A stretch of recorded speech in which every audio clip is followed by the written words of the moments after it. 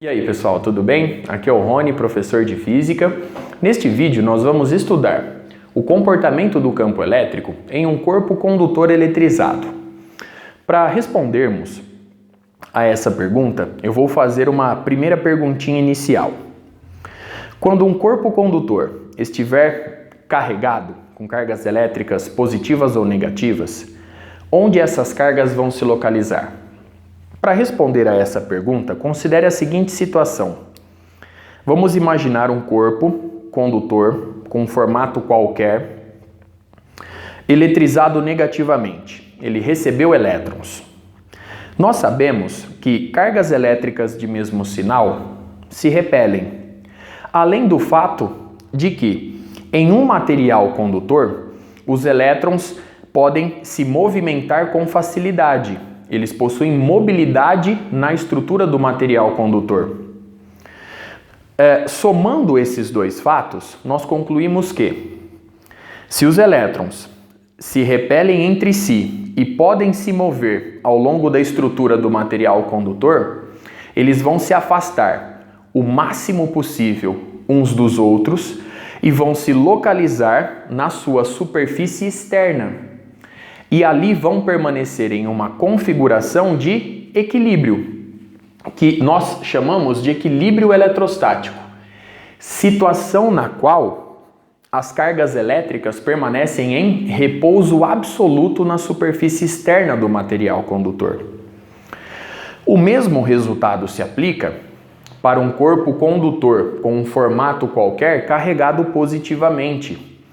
As cargas elétricas vão se localizar sempre na superfície externa do condutor em uma situação de repouso absoluto, situação chamada de equilíbrio eletrostático. Observe a figura em questão. Se este corpo estivesse eletrizado negativamente, bastaria trocar na figura todos os sinais positivos por sinais negativos. Nós temos aqui um condutor qualquer com um volume Vzão. Perceba que, a partir de agora, nós podemos falar apenas em densidade superficial de cargas elétricas. Nós sabemos que a densidade sigma é a carga por unidade de área, dq sobre ds. Considerando um elemento infinitesimal de área ds, ali nós vamos observar a presença de uma quantidade de carga dq. E essa razão nos dá a densidade superficial de cargas elétricas. Neste caso, nós temos um agravante. Nós vamos ver futuramente o chamado poder das pontas. Um corpo condutor com extremidades pontiagudas, nós vamos observar, nós vamos calcular e provar que nessas extremidades pontiagudas a densidade superficial de cargas é maior. Portanto, quando o nosso corpo condutor possui um formato qualquer, com regiões mais lisas, com regiões mais pontiagudas, nós vamos perceber que a densidade superficial de cargas elétricas varia de ponto a ponto na superfície do material condutor. Portanto, nós podemos escrever aqui, que sigma varia de ponto a ponto para um condutor com um formato qualquer, por exemplo, como esse aqui que eu ilustro na lousa em questão. Vamos agora para o propósito do vídeo, que é o de estudar o comportamento do campo elétrico em um corpo condutor eletrizado. Nós vamos aqui responder 3 perguntas. Quanto vale o campo interno ao material condutor?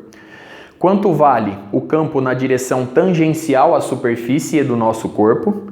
E como obter o campo elétrico externo, beleza? Dando sequência.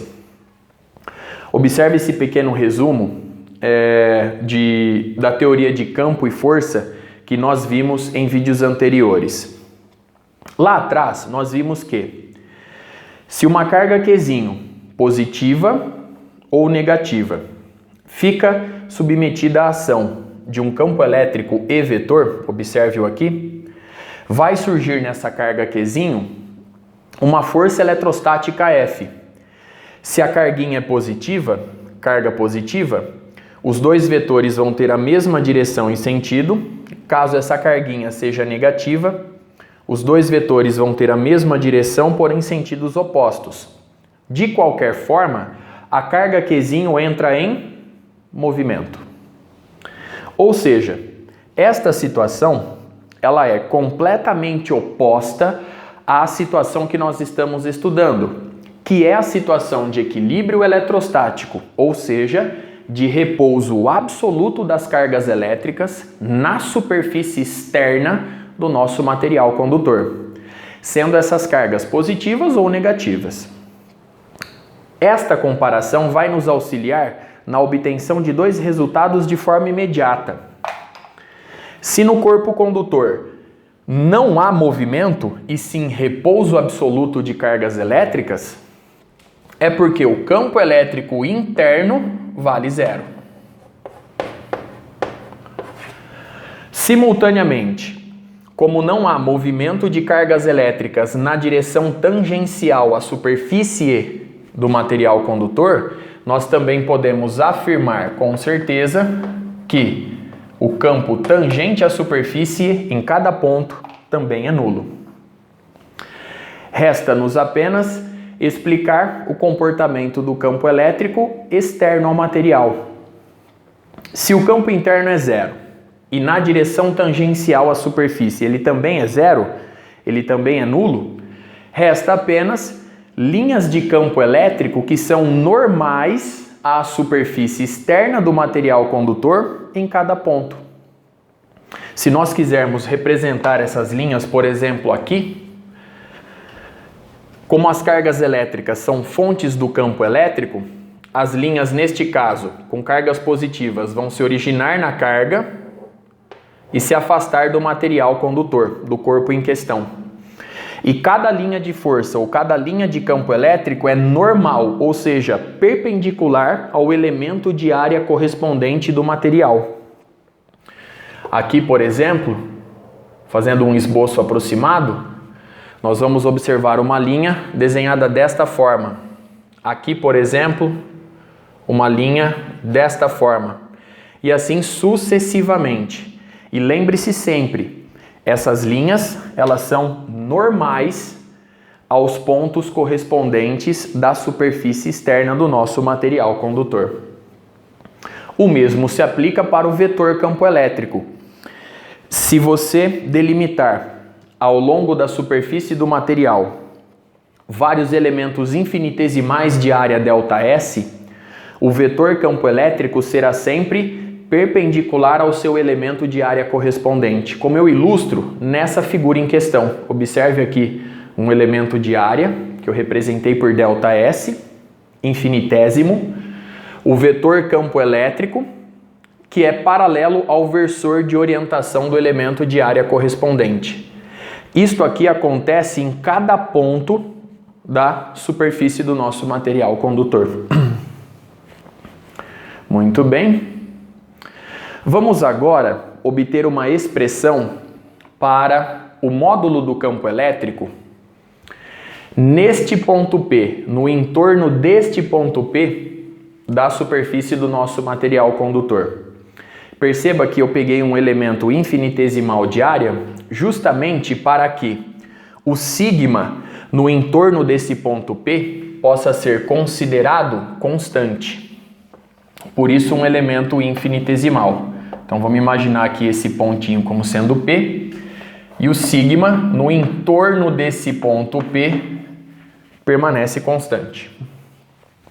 Pois, como eu disse anteriormente, devido ao poder das pontas, pontos distintos da superfície S do meu material condutor, da superfície externa, vão ter valores diferentes de sigma, devido ao poder das pontas. Vamos aplicar a lei de Gauss naquela região, no entorno do ponto P. A integral dupla sobre a superfície gaussiana fechada que eu escolhi, S é uma superfície cilíndrica, do produto escalar do vetor E pelo versor N ds, isso é igual a carga envolvida pela superfície fechada dividida por ε0.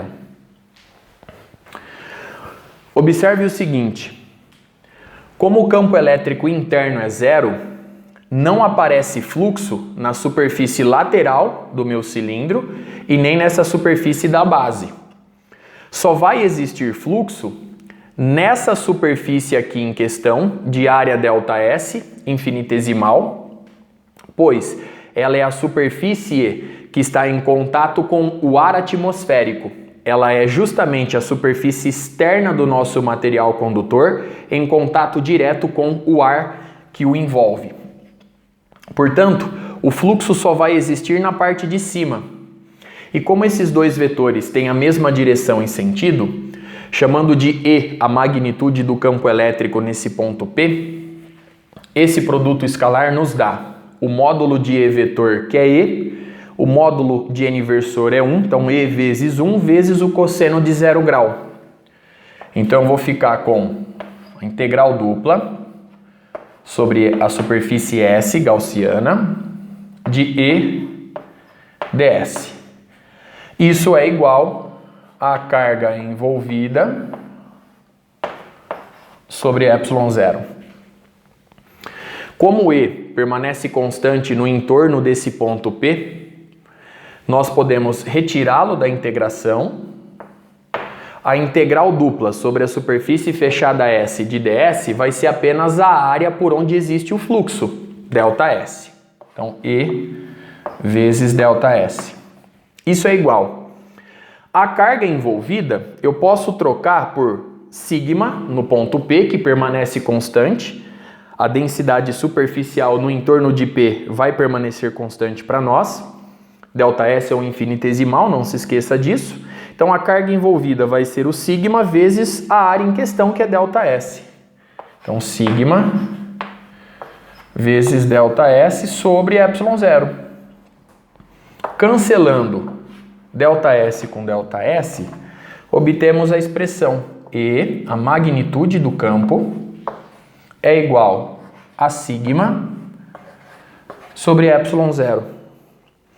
Se o corpo condutor estiver carregado positivamente, as linhas de força ou linhas de campo elétrico são linhas de afastamento, normais à superfície e no ponto em questão.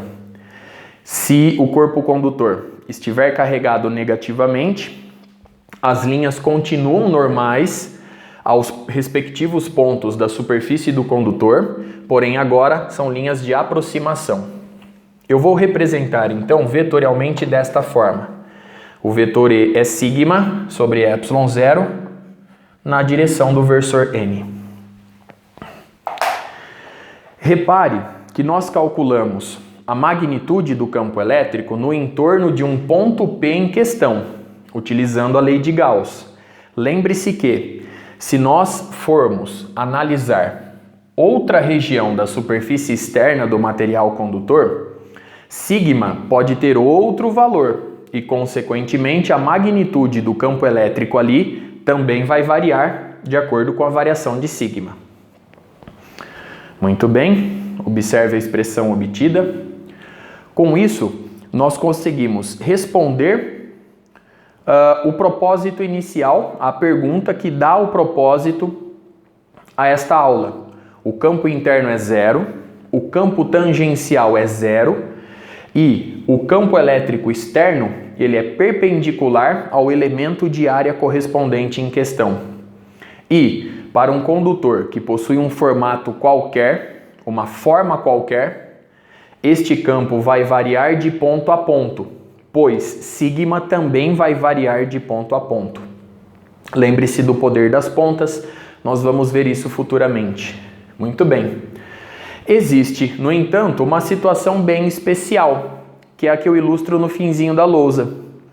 Se nós tivermos uma simetria esférica, imagine aqui uma esfera condutora, maciça, por exemplo, de raio Rzão. Neste caso, as cargas elétricas vão se distribuir na sua superfície externa de maneira uniforme, pois nós temos simetria esférica neste caso. Então, imagine aqui a nossa esfera condutora eletrizada positivamente poderia ser também eletrizada negativamente. Tanto faz. As cargas vão permanecer em equilíbrio eletrostático na superfície externa, ou seja, na superfície que está diretamente em contato com o ar atmosférico que envolve o material condutor, tanto na primeira quanto na segunda situação. Observe a figura. Então agora temos um sigma constante, vamos assumir que a carga total vale Qzão. Nós já sabemos que o campo interno na esfera condutora é zero, que o campo tangencial é zero, portanto, as linhas do campo elétrico externo, neste caso são linhas radiais, normais à superfície em cada ponto em questão. Então vamos desenhar aqui algumas linhas de campo elétrico para ilustrar esse fato.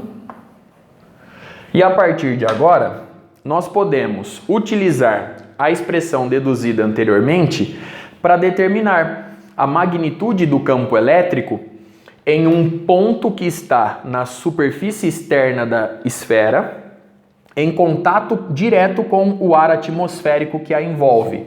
Um ponto muito próximo aí da superfície em questão. Bom, vamos utilizar aquela expressão.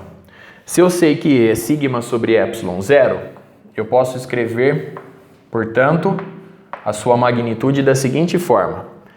Como a densidade superficial é carga por unidade de área, e aqui ela permanece constante, eu já vou trocar o sigma por Qzão por unidade de área. A área da superfície da esfera é 4πr², vezes 1 sobre epsilon zero que ficou aqui no finalzinho. Perceba que a nossa expressão ficou Qzão, vou apagar aqui para economizar espaço. A nossa expressão ficou E igual a 1 sobre 4π epsilon zero, que é a constante eletrostática K no vácuo, vezes a carga Qzão dividida por R elevado ao quadrado. Perceba que para pontos externos, a nossa esfera condutora carregada, o campo elétrico se comporta como o campo elétrico gerado por uma carga elétrica pontiforme Qzão, onde Qzão vai estar localizada no centro da esfera em questão. Perceba outro detalhe. Se nós pegarmos um ponto P de análise externo, então vamos imaginar aqui um ponto P em questão que dista do centro da nossa esfera uma distância que eu vou chamar de Rzinho, um ponto externo. Se eu quiser calcular a magnitude do campo elétrico neste ponto P, eu utilizo a mesma expressão, só que agora eu troco o Rzão pelo Rzinho. Então vai ficar 1 sobre 4π epsilon zero, que multiplica o valor da carga elétrica Qzão, dividido por Rzinho, agora elevado ao quadrado.